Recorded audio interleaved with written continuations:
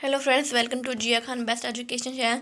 आज हम करेंगे हिस्ट्री का चैप्टर नंबर 3, नाज़ीवाद और हिटलर का उदय। तो ये चैप्टर आपका जो है वो बहुत ही इम्पोर्टेंट चैप्टर है, नाज़ीवाद और हिटलर का उदय। इस चैप्टर में हम देखेंगे जर्मनी में कैसे हिटलर चारों तरफ फैल गया और ना कि नाज़ीवाद क्या है। तो नाज़ीवाद का मैं आपको बता दूँ कि नाज़ीवाद का मतलब होता है कि जो जितने भी लोग हिटलर को फॉलो करते हैं, ये हिटलर की बात मानते हैं, हिटलर का आदेश का पालन करते हैं, उन सभी को हम नाज़ीवाद या फिर नाज़ी कहते हैं। तो ये आपका नाज़ीवाद का मतलब होता है। तो इस चैप्टर के जो याद रखने योग्य बातें हैं वो हम देख लेते हैं। जो इसके जो चार्ट है चैप्टर का, वो है प्रथम विश्व युद्ध 1914 से 1918 दो प्रमुख गुटों के बीच लड़ गया। जो पहला विश्व युद्ध था, फर्स्ट वर्ल्ड वॉर था, वो 1914 से 1918 के बीच में लड़ा गया था। आप इसे लर्न कर लीजिए। और किन ये दो मित्र शक्तियों के मतलब दो शक्तियों के बीच लड़ा गया, मित्र शक्तियाँ और केंद्रीय शक्तियाँ। यानी कि मित्र शक्तियों में जो तीन देश थे, फ्रांस, ब्रिटेन, रूस, और केंद्रीय शक्तियों में भी तीन देश थे, जर्मनी, ऑस्ट्रिया, तुर्की। तो यहाँ पर देखिए, प्रथम विश्व युद्ध का अंत जर्मनी की हार के साथ हुआ। यानी कि प्रथम विश्व युद्ध में, फर्स्ट वर्ल्ड वॉर में जर्मनी हारी। जर्मनी वैसे हारती नहीं, लेकिन जब मित्र शक्तियों में अमेरिका आकर जुड़ गया और चौथा राष्ट्र बन गया, तो अमेरिका के आने की वजह से जर्मनी जो है हार गया। जर्मनी की फर्स्ट वर्ल्ड वॉर में हार हो गई। आगे द्वितीय विश्व युद्ध 1939 से 1945 भी दो प्रमुख गुटों के बीच लड़ा गया।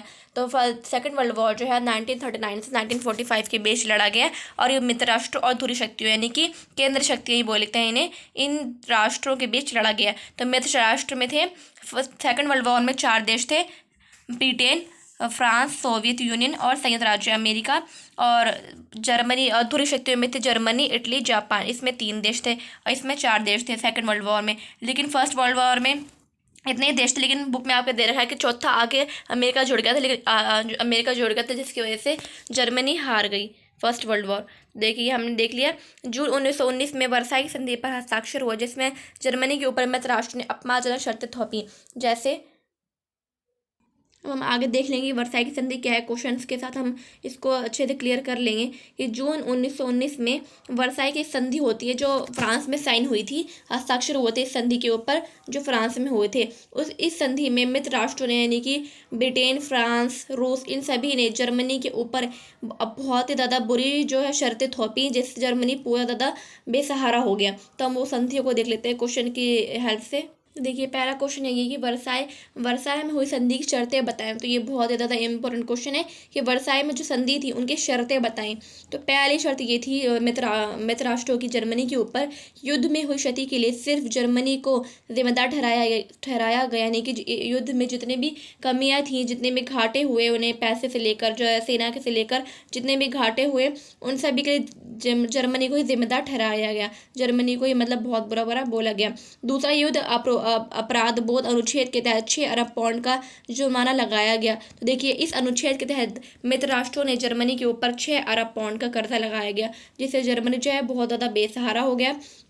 तीसरा जो है, जर्मनी के सारे उपनिवेश, 10% आबादी, 13% भूभाग, 75% लौह भंडार और 26% कोयला भंडार को मित्र राष्ट्रों ने आपस में बांट लिया।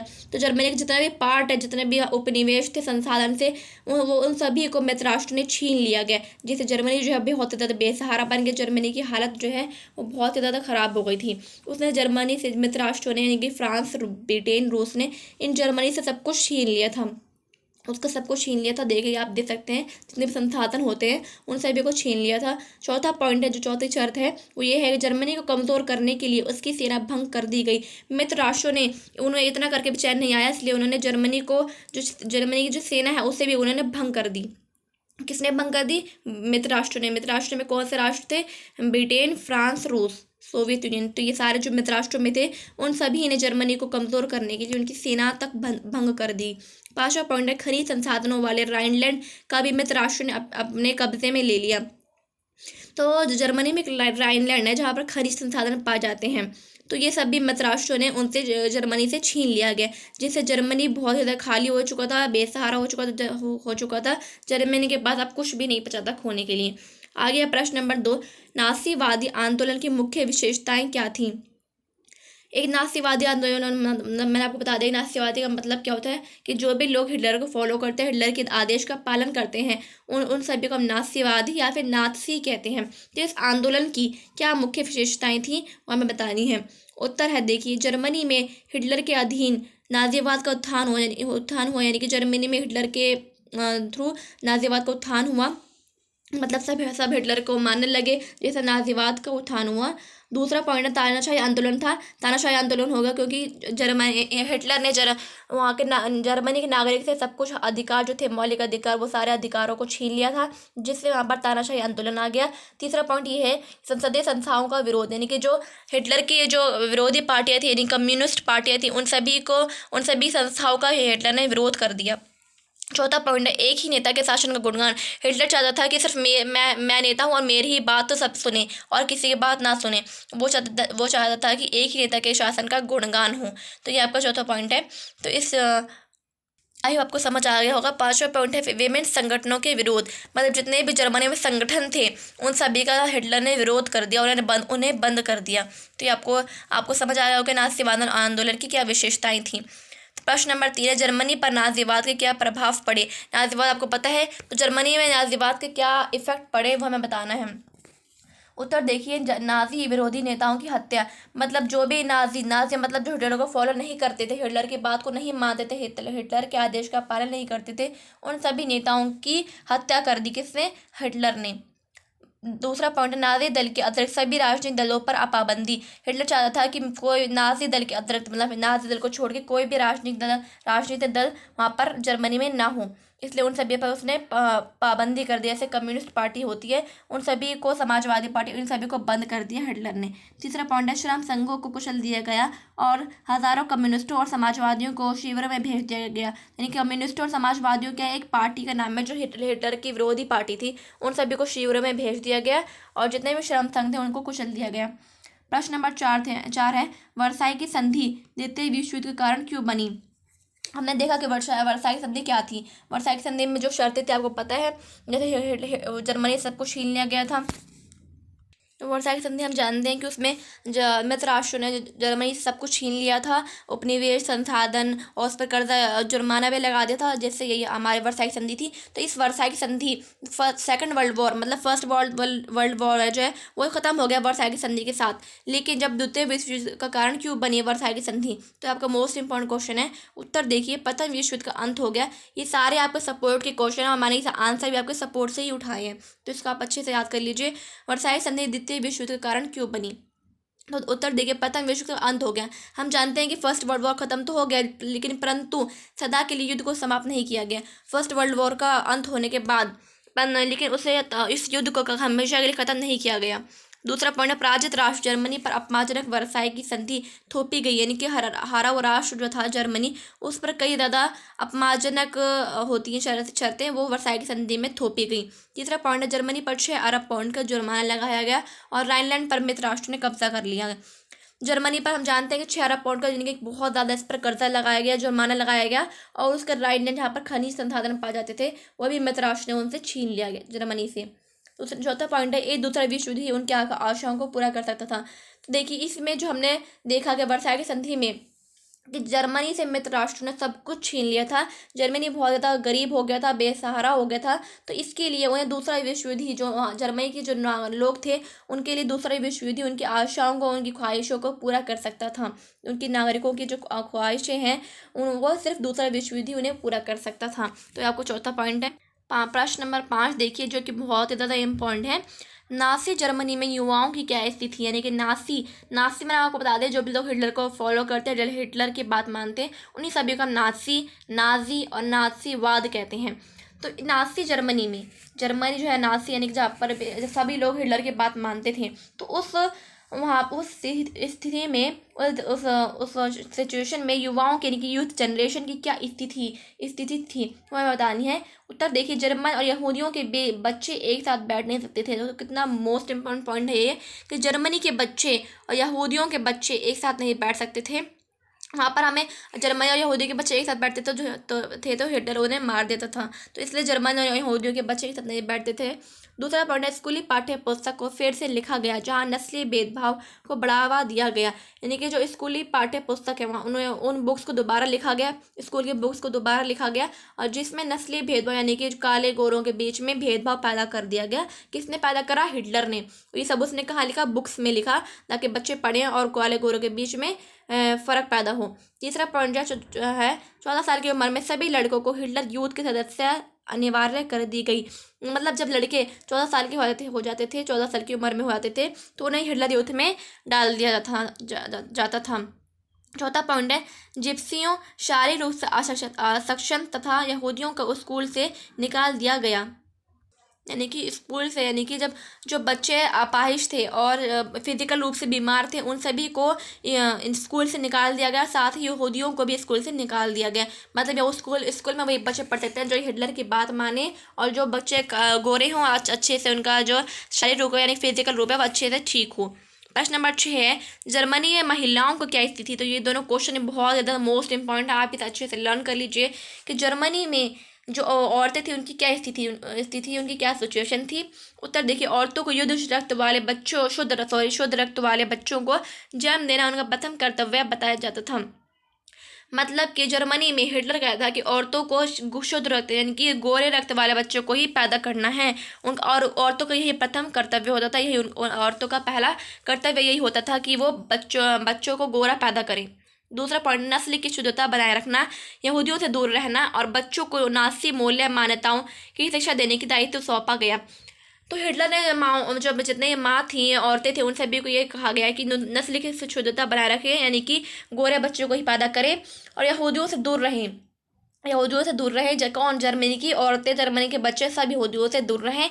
बच्चों को नासी मूल्य मान्यताओं की शिक्षा देने के दायित्व का सौंपा गया। यानी कि जो औरतें थी उन सभी से कहा गया कि मतलब बच्चों को हिटलर के बारे में बताया जाए, हिटलर की जो नासी जो बात है उन सभी को उनको शिक्षा जो है उन्हें सिखाया जाए। किसको? बच्चों को सिखाया जाए नासी शिक्षा, यानी कि हिटलर को हमें फॉलो करना है, हिटलर के आदेश का कभी भी हमें हिटलर का आदेश का हमें हमेशा पालन करना है। ये सब उन्हें सिखाया जाता था बच्चों को।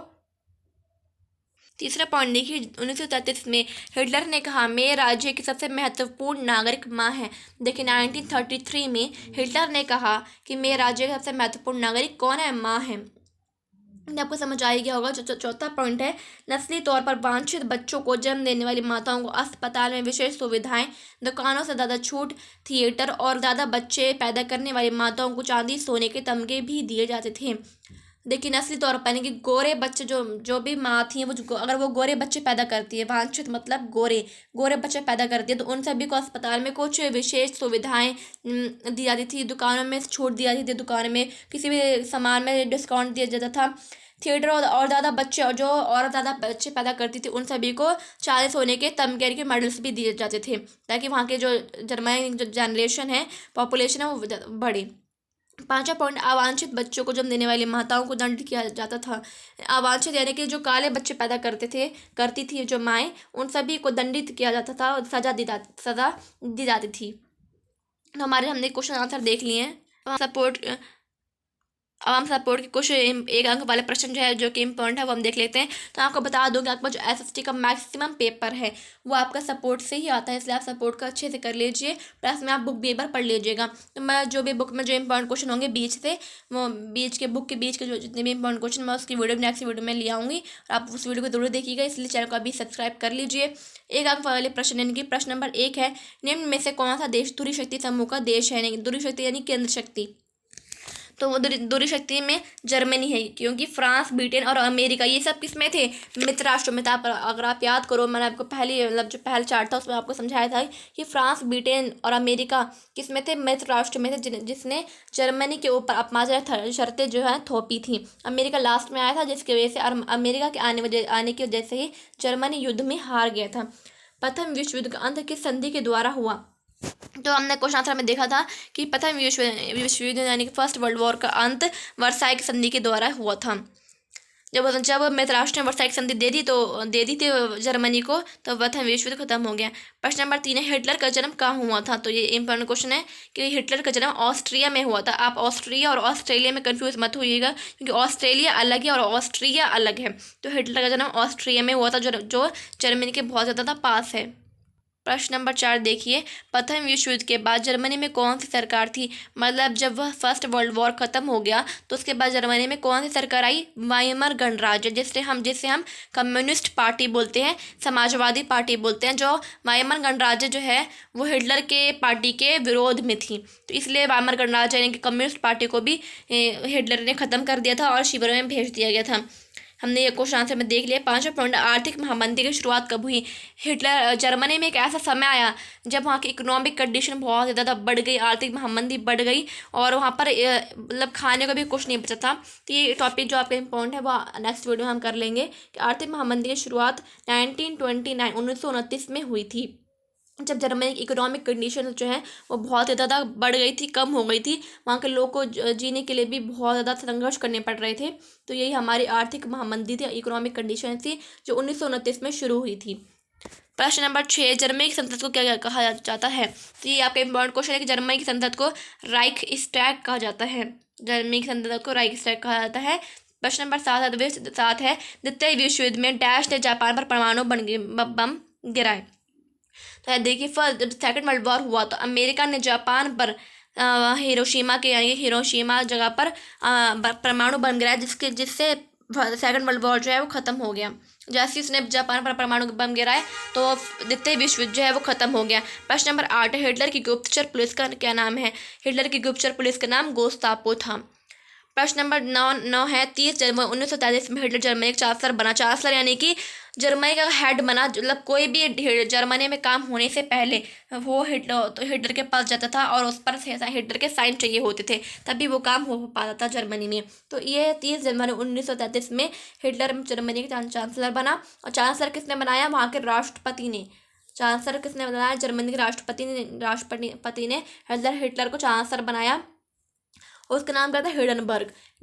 जर्मनी राष्ट्रपति का नाम था हिडनबर्ग। आप इसे याद कर लीजिए। प्रश्न नंबर 10 है, द्वितीय विश्व युद्ध 1939 से लेकर कब तक चला? तो मैं आपको बता दिया कि द्वितीय विश्व यानी कि सेकंड वर्ल्ड वॉर 1939 से लेकर 1945 तक लड़ा गया, तक चला। तो हमने ये क्वेश्चन कर लिया। जो 1 मार्क्स वाले क्वेश्चन है वो हम नेक्स्ट वीडियो में कर लेंगे। आई होप आपको सब कुछ अच्छे से समझ आया होगा। आपको कोई भी डाउट है तो मुझसे कमेंट सेक्शन में पूछ सकते हैं। प्लीज़ मेरे चैनल को सब्सक्राइब जरूर कीजिए, क्योंकि मैं आपके लिए हमेशा ऐसे इंपॉर्टेंट वीडियोस लाती रहती हूँ। प्लस मैं आपको और सब्जेक्ट्स की वीडियो लाती हूँ, साइंस, मैथ्स, और हमेशा मैं आपके लिए एक इंपॉर्टेंट वीडियो लाती हूँ जो आपके एग्जाम के लिए बहुत ज़्यादा इंपॉर्टेंट होती है। तो इसलिए मेरे चैनल को सब्सक्राइब अभी कर लीजिए, मेरी वीडियो को लाइक ज़रूर कीजिएगा, तो ताकि मुझे मोटिवेशन मिले, ताकि मैं आपके लिए ऐसी और वीडियोस लाती रहूँ। आपको कोई भी दिक्कत है तो आप मुझसे कमेंट सेक्शन में पूछ सकते हैं, बोल सकते हैं। Thank you for watch my video. आप मुझे इंस्टाग्राम पर फॉलो कर सकते हैं एज जिया खान स्टडी मेहंदी। मिलते हैं नेक्स्ट वीडियो में। Thank you.